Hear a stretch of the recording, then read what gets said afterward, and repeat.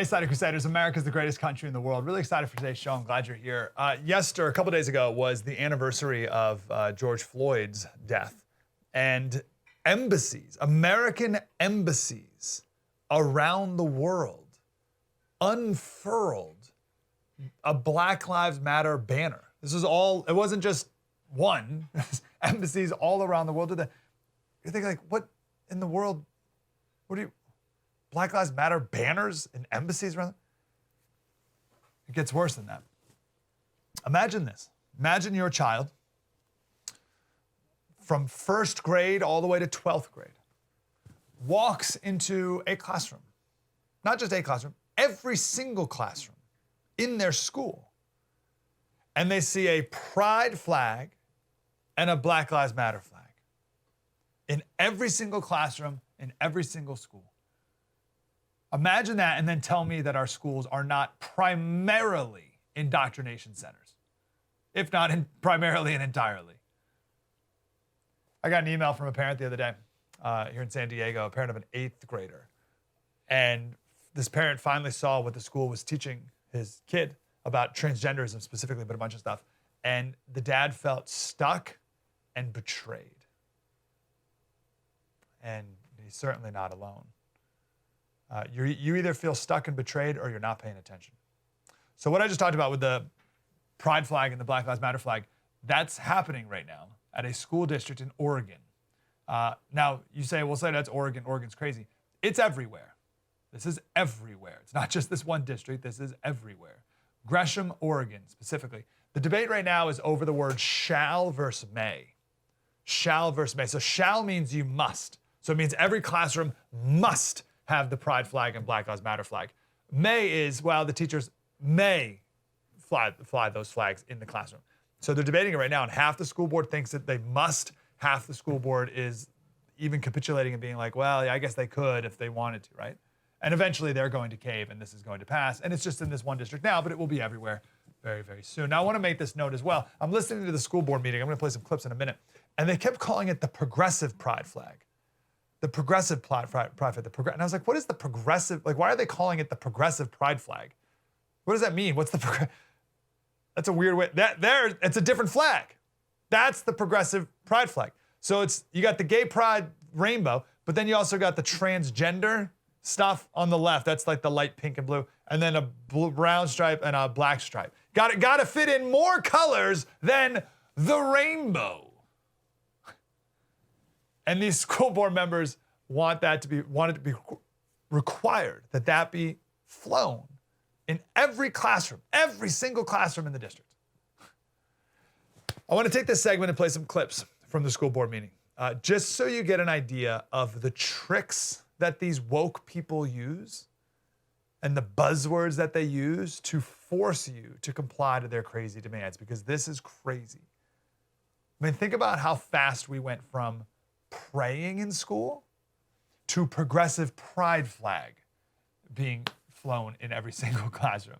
It was actually 1980 when the Supreme Court struck down a Kentucky law mandating that the 10 Commandments be shown in each classroom, right? So it's 41 years ago, we had the 10 Commandments hung up in every classroom.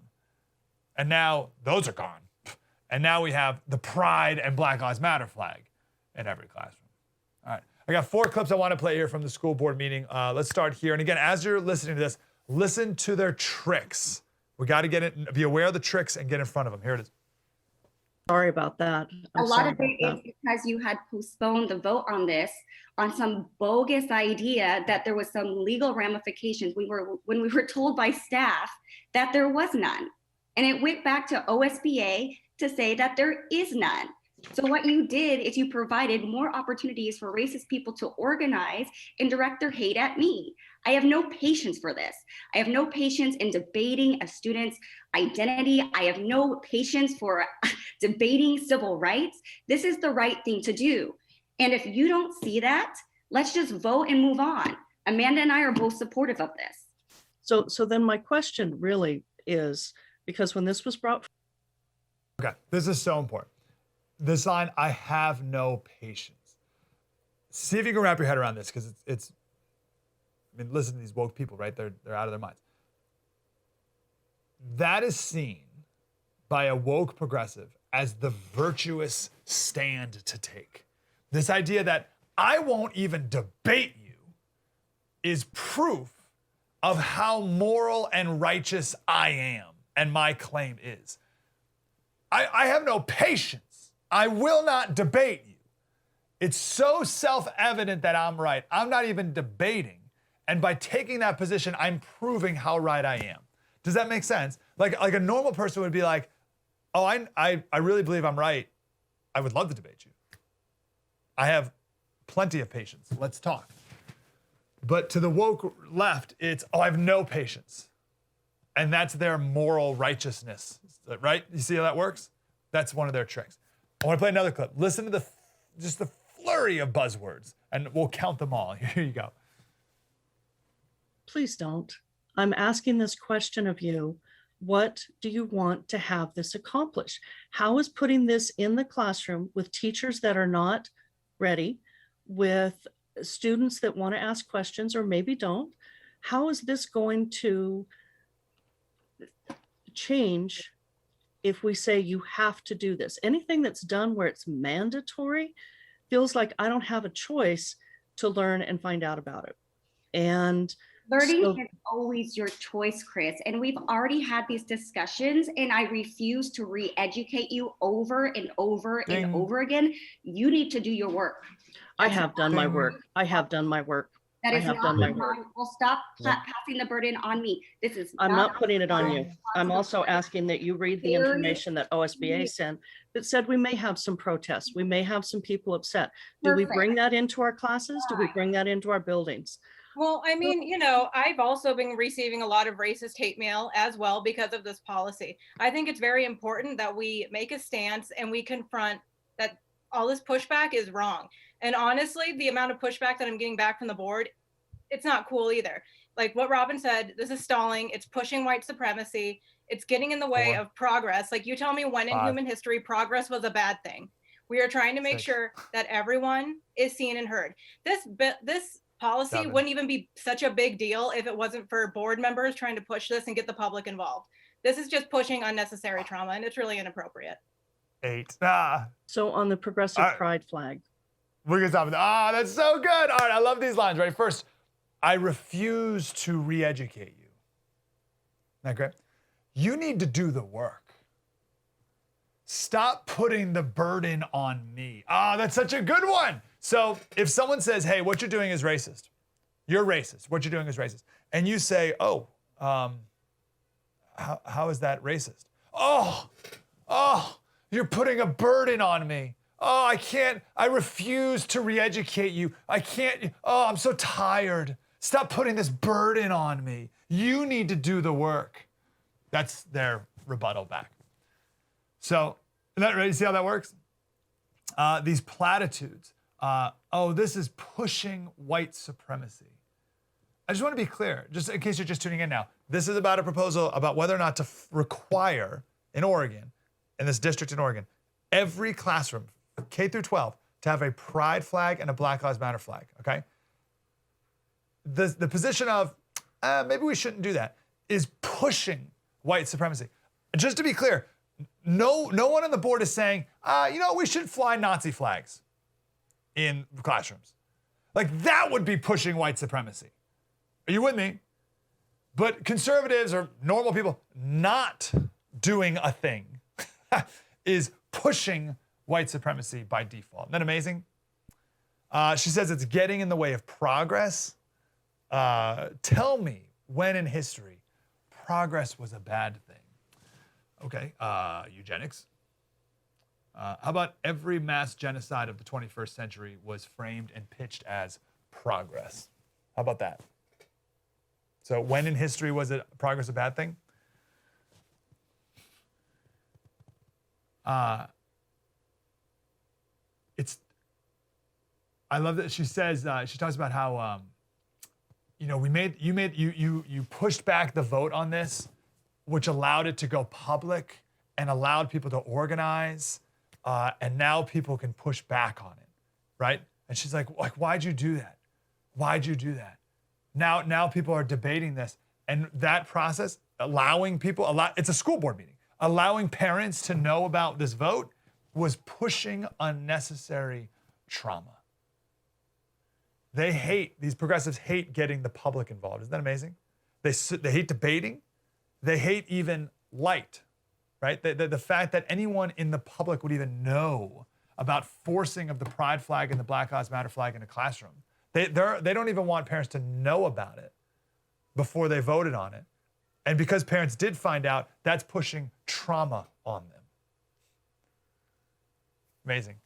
So then another board member comes in and makes the most basic comment ever. He says like, hey, maybe we shouldn't force this on classrooms. Let's give teachers the ability to fly this if they want, but let's not force it. Like basic, calm, right? And here's the woke women's response to that. As a white man, for you to be like, this is the way to go about equity and this is the appropriate way and this isn't. Mhm. I take issue with that. I think that's appropriate. I appreciate that, but me being on my own journey and everybody being on their own journey of how this goes is important to acknowledge. It's important to acknowledge, you know, and to center those who have lived experience. Yes, Amanda ma'am. and I's lived experience. We're Yep. bringing this forward, right? And our voices are really being overshadowed right now for individuals who are not impacted by these things. Director Stowers, Very inappropriate. Director Stowers, with all due respect, quashing my voice or quashing yours or quashing anybody else's to prove a point is probably irresponsible. I do want to have an equal voice as much as you do and learn as much as you do. And I think that's part of this discussion and policy process. And we And need to stick to that. the issue is we don't have equal voice. Right. And the fact that we're debating this Mhm. is demonstrating that we don't have equal voice. So I do think we've kind of come to a point. So the beginning of that got cut off a bit. So she says, so he makes this comment and then she says, I take issue with you being a white man. I take issue with you being a white man. Nothing on the merit of what he said. Just him being a white man was sin enough. See how that works? Do you see how toxic and evil this thinking is? You as a white man can't have an opinion because you're white. We must center people with lived experience. Crazy. Should we play the last one? Let's play one more here real quick. There it is. And who don't believe in like a student's identity or their rights, like it is going to be reaffirming for our students. It's going to center, like we said in our value statements before this, the most vulnerable student population. That is my focus. If you're focusing on adult prejudice and adult comfort over the identities of our students, that is not even something that I am interested in having a conversation about. This policy right here, it's King's values, and we need to start putting them in practice. We can't just make resolutions and then when it comes to the work, say, oh, we can't do this work because our teachers, they don't understand. And that's what this feels like. It's saying, put the flag in. First, I don't know who wrote this. I don't know. I would like to distance myself from that. Oh, there, okay. You can put the other one back up. How about these buzzwords, right? It's reaffirming. It centers vulnerable students. You need to do the work. Anything that any progressive comes up with is justified by saying, well, it's the work. Therefore, it's good. All right, I'm just doing the work here. They come up with any harebrained idea, and it's, well, it's the work. We got to do the work without ever making an argument as to why that thing is actually good to do. When, of course, we can make the argument very clearly that what their proposal is bad. But the onus should be on them to argue why it's good. They can't. They just call it the work. The school board also is requiring a land acknowledgement statement. So a land acknowledgement statement goes something like, and they have to recite this once a week, the kids. We acknowledge that this school is on stolen tribal land that rightfully belongs to the whatever native tribe people. The white colonizer came in, committed genocide and theocide against the native peoples and blah, blah, blah, blah, blah. That's a land acknowledgement. Once a week, they have to recite that and recite the Black national anthem once a week. Come into a school near you. You trust these people? You trust these people with the curriculum? You trust these people with what they teach your kids, how they teach your kids? So what do? Yesterday we talked with Matt Spalding from the 1776 Project, and they're encouraging more parents to run for school board, and you definitely should. You should consider that. In the meantime, get out. Get your kids out of them. Get your kids away from whoever wrote that ticker at the bottom, blue-haired, crazy blue-haired progressive girl. Or get them away from their clutches. So we got that to deal with. Also, Biden's budget, $12 trillion of spending this year. Hyperinflation, I know people are kind of talking about it a little bit here and there. Hyperinflation is going to be a massive problem. The GDP of America is 21 trillion, and Biden's spending this year is 12 trillion. That's not, hyperinflation is going to be horrific when it hits this country for real. And people are going to panic. And that's the thing, right? So like if you have a natural disaster, it's hard to get food. There's just not a lot of food because the shipping supplies and everything, right? Other types of disasters, there may be food or whatever, but you really want to avoid people, right? You want to stay away from people because people freaking out is a bad thing. You don't want to be around those people. So that's why I called my Patriot Supply. They are America's leading food, well, leading just preparedness company. It's not only food. I mean, yeah, they have 2,000 calorie meals, way more than anyone else in the business, but they have everything, all survival gear, right? Emergency blankets, fire starters, tons of water filtration options for you, and it's all there, one stop, and you can get totally decked out and prepared for your family. We set up a special website with some special deals for you, including $50 off their 4-week supply. Just get it, be done with it, check it off the list. You know you're prepared. You and your family are safe, and you can avoid people. Prepare with thefirst.com. Spread the word.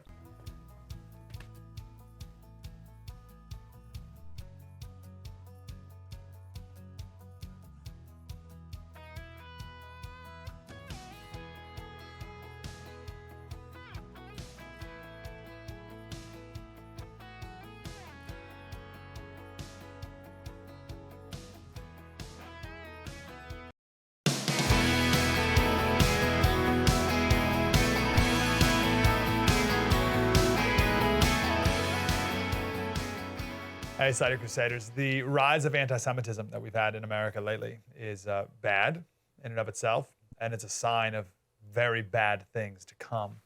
I had a great conversation yesterday on the radio show with these filmmakers behind this documentary. It's called Hope in the Holy Land.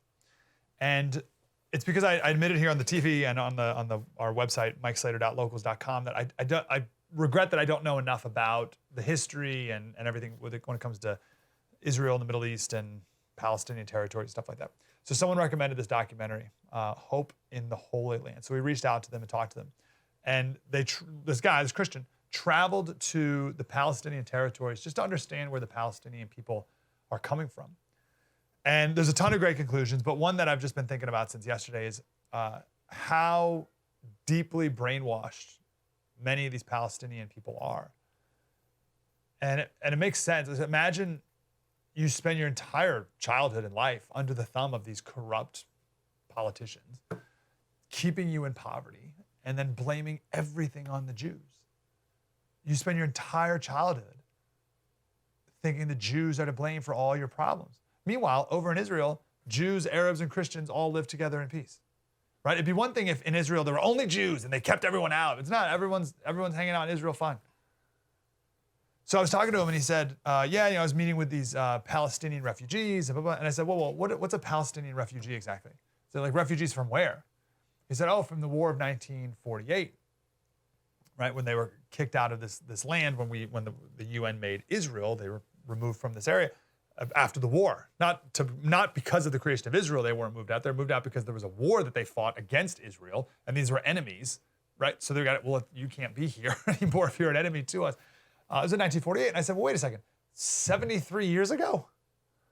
Refugees from a war from 73 years ago? And also from that same time period, there were Jews who were kicked out of this now Palestinian territory as well. You don't hear about Jewish refugees from 1948. So what's going on here? These are people being kept in poverty so that they can play this victim card. And it's not Israel who's keeping in poverty. It's just sad to see people so brainwashed.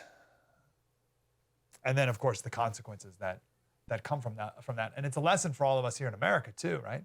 We have people in power who are brainwashing others just the same, raising them to believe that all their problems are caused by this group over there. They're to blame for all your problems. This is a dangerous road to go down. And it's happened all through history everywhere. We're doing it again, no different. Have you been following the rise of hate crimes against Jews in America? There's a really weird thing we do that the media does whenever there's a rise in hate crime, anti-Semitism in America, they always talk about the rise of Islamophobia. And you're like, wait a second, here's Bernie Sanders equating the two as if one of them even exists. You put up that tweet from Bernie here, is rise in Islamophobia. What are you talking about? This happens every once in a while. The media will report on the rise of anti-Muslim hate crimes. And they'll say something like, oh, there's a 10% increase in anti-Muslim hate crimes. But they don't give you the real numbers. They don't tell you, and these are FBI statistics we have here, they don't tell you that the number went from 160 hate crimes against Muslims last year to 176 this year. They just say 10% increase and it freaks people out. They don't want to give you the raw numbers because if anyone knew the raw numbers, and again, these are from the FBI, that top bar at the top, those are hate crimes against Jews. There's 1,000 hate crimes against Jews every year to 150, 170 against Muslims. There's 5 or 6 times as many hate crimes against Jews as there are against Muslims. This anti-Semitism must never be allowed anywhere, but certainly not in America. George Washington, he wrote a letter in 1790 to the Hebrew congregation of Newport, Rhode Island. And this was at a time when Jews were persecuted in Christian nations as well, and of course in Muslim nations. And George Washington wrote to this Jewish congregation, he said, nope, not here. And it's worth reading some of this. The citizens of the United States of America have a right to applaud themselves for having given to mankind examples of an enlarged and liberal policy, a policy worthy of imitation. He's talking about freedom of religion. Happily, the government of the United States, which gives bigotry no sanction, to persecution no assistance, requires only that they who live under its protection should demean themselves as good citizens in giving it on all occasions their effectual support. So if you want to live here, no bigotry, no persecution, you just got to be a good person. May the children of the stock of Abraham who dwell in this land continue to merit and enjoy the goodwill of the other inhabitants, while everyone shall sit in safety under his own vine and fig tree, and there shall be none to make him afraid. How brilliant was George Washington? How biblically well-versed was George Washington that to throw in that line about the fig tree? That line about the fig tree there, that's from Micah 4:4. Micah, all right? You think you know your Bible? If I was like, hey, all right, turn to Acts chapter 4. You'd be like, oh, Acts, Matthew, Mark, Luke, John, Acts, boom, no problem. Okay, go to Ephesians. Oh, Ephesians, it's a couple books later. Okay, now turn to Micah. Micah, where's Micah in the Bible? And George Washington's like, oh yeah, Micah 4:4, no problem. Everyone will sit under their own vine and under their own fig tree, and no one will make them afraid, for the Lord Almighty has spoken. Micah 4:4, yeah, let's just use that in casual conversation. Let's just do a little Old Testament scripture for our Jewish friends. And George Washington just casually weaves it in as he promises religious freedom here in America. Amazing. All right, here's my point. Here's why I wanted to take a minute to bring it up, and I'll take a break because we got great guests coming up. The hatred that we've seen in this country for the last, say 4 years. All right, let's just say 4 years. Trump didn't start it. He didn't start it. The hatred, the animosity, the fear, the anxiety, all these emotions, they're addicting. It's weird, right? These are addicting emotions. You wouldn't think they'd be addicting. Like, why would anxiety be addicting? That's a bad thing. Why is hatred addicting? It's a bad thing. You don't want to be addicted to bad things. But if you think about it with food, right, no one's addicted to broccoli. Right? So yeah, we get addicted to bad things. And it's true with these bad emotions as well. You have to actively, intentionally cleanse these terrible things out of your heart. Otherwise, they will take a hold of you forever and you become addicted to them. And I think people today in America are addicted to these terrible things. And now that COVID's over, these cravings of hate, these cravings of fear, these cravings of anxiety, we will relapse. They'll come back. Right? So it's like 4+ years of fear, hatred, anxiety. And then it's like, oh, COVID's over. We could take off our masks. And like a day or two later, everyone's going to be like, oh, I need to be fearful and anxious and hate again. Because that's just, we're addicted to it. And the problem is I have no idea, well, that is the problem, but I have no idea what our fear and hatred and anxiety will be put on. Right? Like where will the mob, where will the madness of crowd focus their hysteria? I don't know. It could be anything. And honestly, if you were a betting person,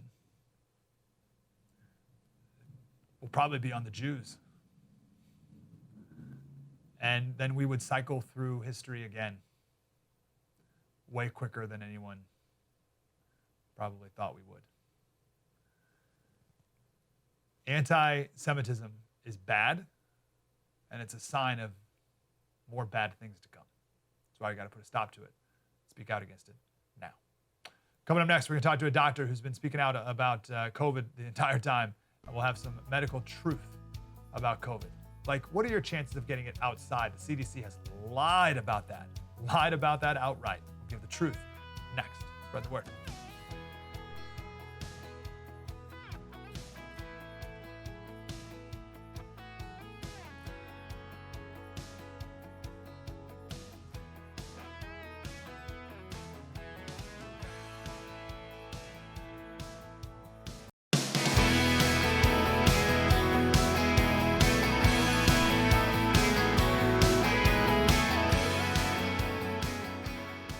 Hey, Slater Crusaders, the governor of Florida, Ron DeSantis, has followed the science from the jump and has been called all the worst names in the book because of it, and now feeling a bit vindicated here. And speaking out the other day, he was asked about is it crazy some of the new policies you've come up with? And he says, no, what's crazy is people in New York getting vaccinated and still wearing 6 masks. That's what's crazy.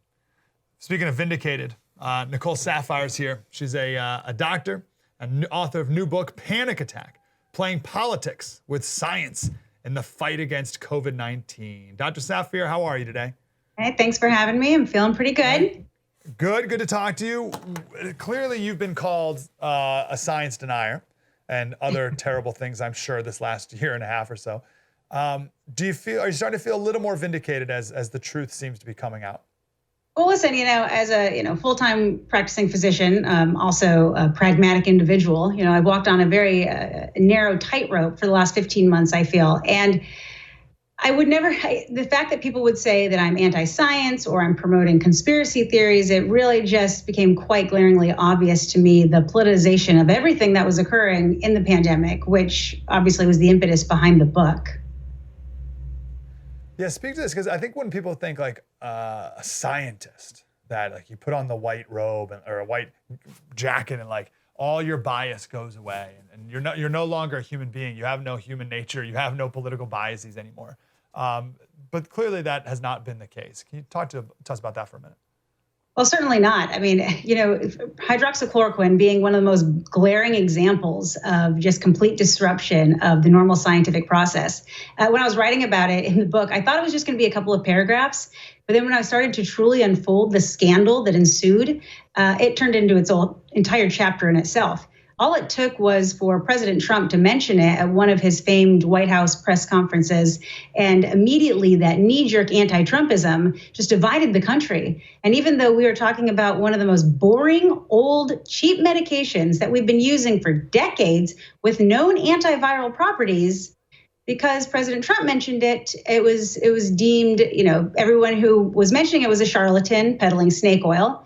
And the white knight, Dr. Fauci, because he was discussing remdesivir, that was scientific. That was going to be the silver bullet. I mean, the truth is neither of them have really turned out to be this magical cure that we would have loved to have during the course of this pandemic. But the way that it unfolded and just the scientific scandal was a complete disaster and extremely disappointing. Yeah. Tell us about the chapter Research Under Pressure and how I'm thinking of these epidemiologists in the very beginning who said, oh, no way did it come from a lab leak. And it's like, well, yeah, I think virologists would have an incentive to make sure that they didn't blame other virologists for the death of 500,000 Americans, right? And that's just like one example of pressure, but all these studies have certain elements of pressure to it, no? Well, sure. I mean, what's happening right now with all of a sudden the whole conversation around the origin of the virus is mainstream media. It's not like all this new information has come out in the last couple of weeks. The truth is we've had a lot of circumstantial evidence for the last 16 months that there was potential for an accidental lab leak. I mean, there's a reason there's an entire chapter dedicated to exploring the viral origins in the book.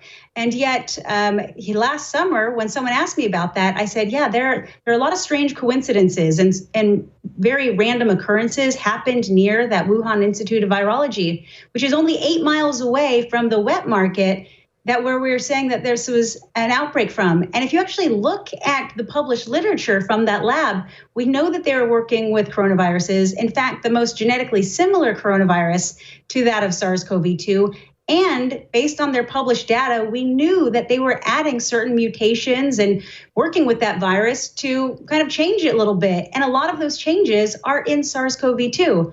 Now, the truth is all of those mutations can happen in nature. It's of course, most local outbreaks, epidemics, pandemics do come from that natural zoonotic spillover with animals and humans close together. But to the fact that no one was able to ask questions and to even acknowledge the coincidences that were occurring, I mean, that was criminal. And then the fact that Dr. Fauci, that's his job. I mean, he's the self-appointed infectious disease expert of our entire country. And he should have had systemic memory from dealing with the less than forthcoming China from the original SARS outbreak. Why couldn't he have pushed back a little bit more to really get some answers?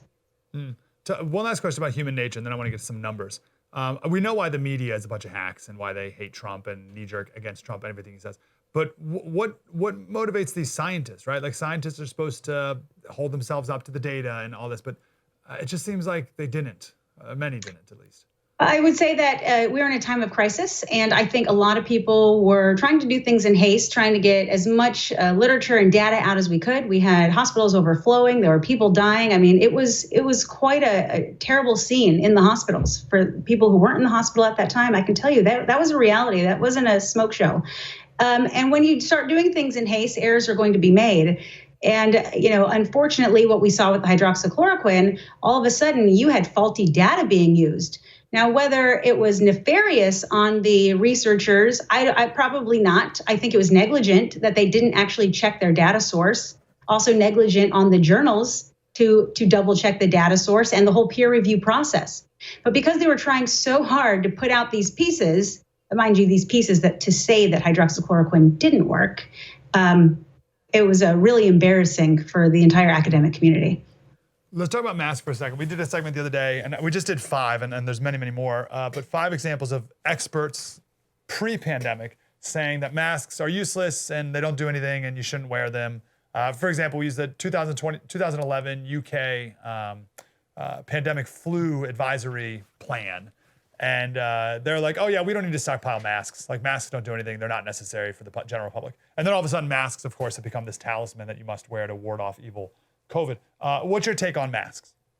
So listen, face masks certainly have their place. I mean, as a healthcare worker, I'm used to wearing face masks, not when I'm outside walking my dog alone in a park. But yeah, can face masks decrease transmission of viruses? Absolutely. Even highly contagious aerosolized viruses.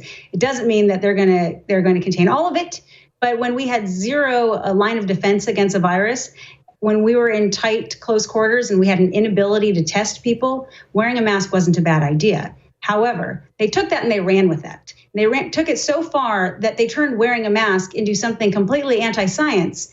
And what we saw, because they put these restrictions forth, these mandates forth, they're having a really hard time rolling them back now, where masks are they're not necessary anymore. We have lines of defense at this point. We have reached a state of herd immunity. We are at a record low cases, low hospitalizations, low deaths. The emergency is over. It's time for us to be moving on. Yeah.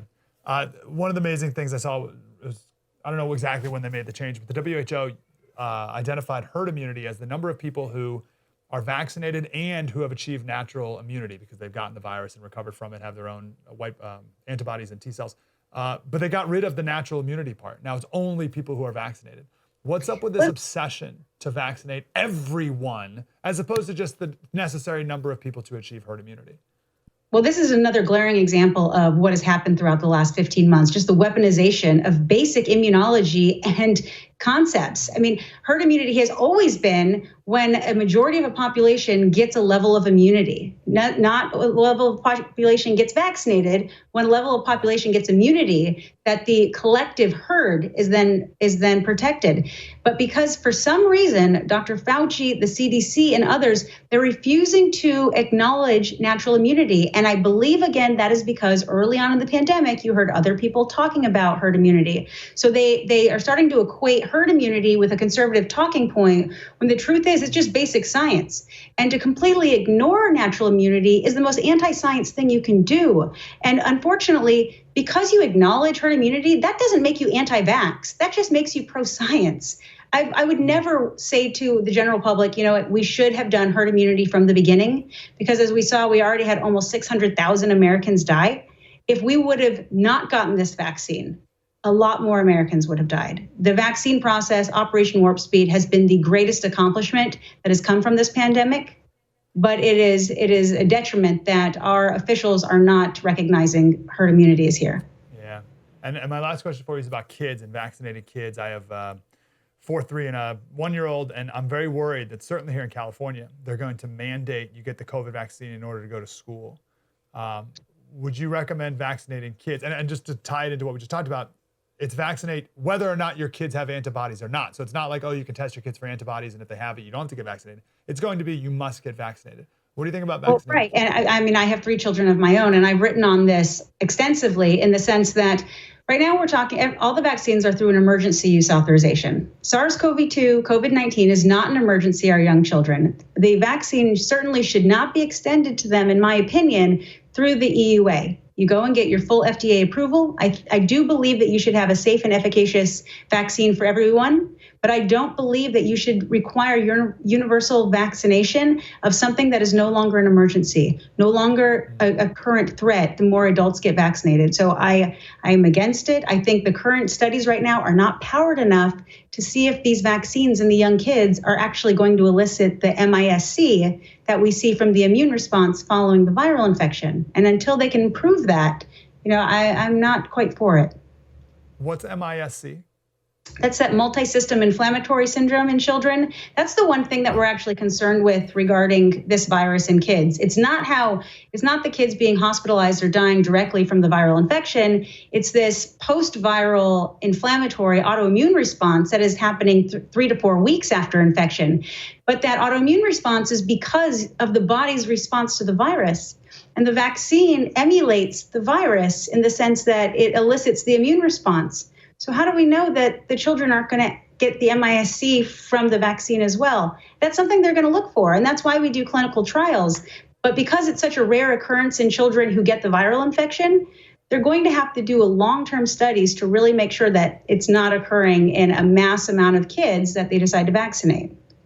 Oh, great point. Okay. Well, I'm sure we'll talk more about that. That's going to be the next political major issue. I'm certain of it. Go buy the book, Panic Attack. Playing Politics with Science in the Fight Against COVID-19. Doctor, thanks for your time. Thanks for your courage. Thanks so much for having me. Have a great day. Coming up next, we'll talk about something Joe Rogan said the other day about white men not being allowed to speak anymore. And if you think that's hyperbole, well, we kicked off the show with that example of a school board member saying, I don't have time for your opinion coming from a white man. Talk about that coming up next. True story, Mike Slater. Spread the word.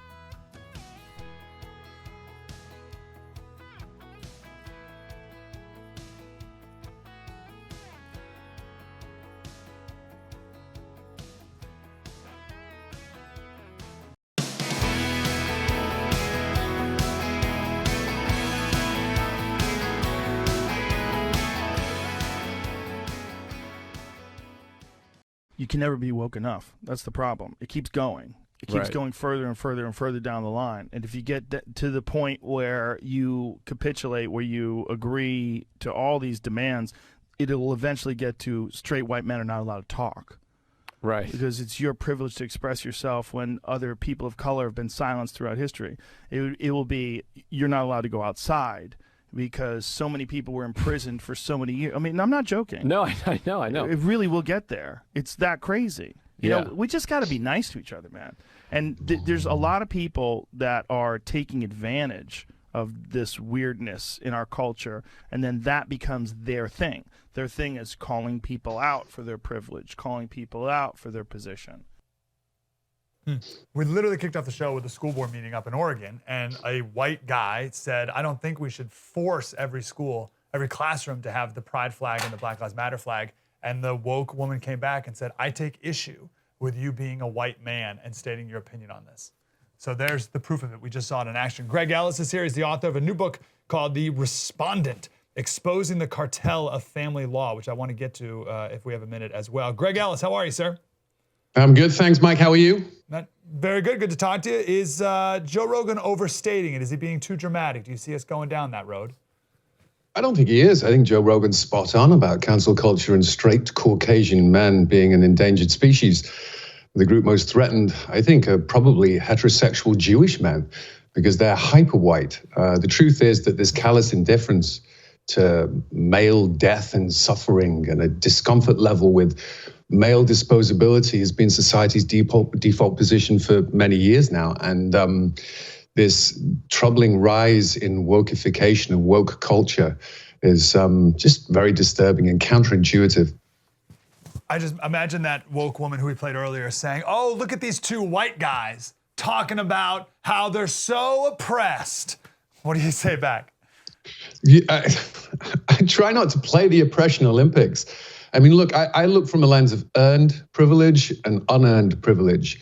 I wish we could stop talking about race, this critical race theory that's being placed into schools, K through 12 now, I hear. Why are we teaching our children to be racist? It's just wrong. Greg, I want to talk to you more about that, but I also want to talk about your book. Let's do your book quick and we'll come back. Maybe we have you back on and we can talk more about it. But Exposing the Cartel of Family Law. And you have two reviews here. Johnny Depp, if you're trapped in the dungeon that is the family court system, you got to get this book. And then Alec Baldwin, Divorce is the Death of a Union, a Family, a Living Thing. You will need help. This book is it. What's the story here? Well, you know, I got into this from a personal tragedy. So I looked at the research and the data around family law, and it's the one branch of our legal system that doesn't provide a presumption of innocence and due process. Think about that. Our families, our parents, our children don't get the same rights that criminals, pedophiles, terrorists, murderers get. There's something really wrong with that. And I think that the stats on this show there's a national mental health emergency that nobody's talking about. And this is what I talk about in the book. Interesting. So it's the idea that men are presumed guilty and never given the benefit of the doubt, and what women are assumed to be, the better caretakers of the children, et cetera? There's that theme, yeah. You know, there is a bias in family law code. It's not just men and fathers; it's mothers and women too. You know, the United States is the world's highest rate of children living in single-parent households, and today 1 in 3 American kids live without their biological father in the home. And these children are at greater risk of facing difficulty in their lives with respect to virtually every conceivable metric. Drugs, they experience abuse, go to prison, twice as likely to drop out of high school, and much more likely to live in poverty. And this legal system, which is nearly a $60 billion industry, is incentivized to perpetuate the breakdown of the family unit, which I think is the biggest civilizational threat to civilization in Western civilization today. Totally agree with you on that last point, 100%. We talk about it a lot, but I've never looked at it from this angle, from the family law court angle there, and always follow the money. And you're right, it's there's money to be made by many people in it. Hey, I'm looking forward to read it, Greg. The Respondent by Greg Ellis. Greg, sorry for the short segment, but let's do it again. Look forward to it, Mike. Thank you. Thank you, brother. Have a great day. The Respondent. You too. Coming up tomorrow is our special, Memorial Day special. We got some amazing Memorial Day related stories that will inspire you, and hopefully these can become household names in your family. True story. Mike Slater, spread the word.